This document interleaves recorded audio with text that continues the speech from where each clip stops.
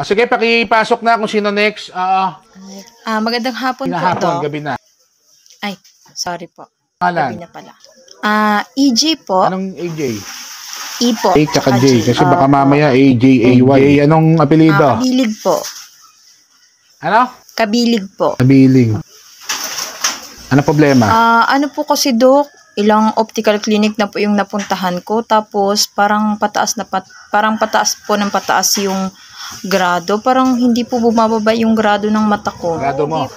Opo. Nahirapan na nga po ako ngayon. May contact lens nga po akong gamit ngayon. Tignan niyo po. Hindi mo mababa? Opo. Sige. Patingin ng mata mo. Sige. Yan ako lang. Kabila. Oh, may problema ka sa Ano mata. naman po yun, Doc? Mata pobre ka. Mata pobre ka. Grabe naman si Doc. Madalas ka ba manlait ng iba? Minsan lang. Yung minsan mo, ilang beses? So, 3 times sa 3 times sa second? 4 times. 4 times a day.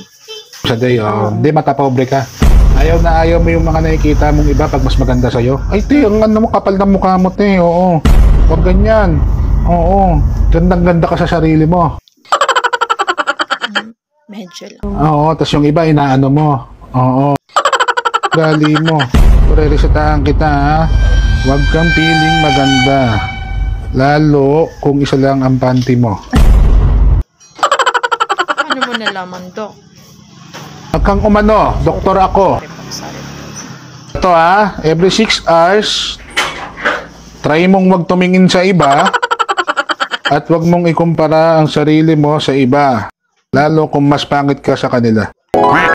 Ito every 1 hour to, ha. Okay. Tuming magiging mata pobre ka, sampalin mo yung mata mo, ha. Parang masakit naman po yun, Doc. Huwag ka nang, ay, tusukin kaya kita sa mata. Sorry po. Okay? Oo, wag kang mata pobre, ha. Hindi porket ano ka, naku, Diyos ko, ate, mukha kang may putok. Oo. Ang mata ka, ayan.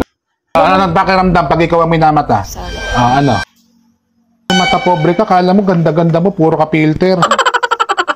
Load mo filter, Instagram filter, Facebook filter, TikTok filter.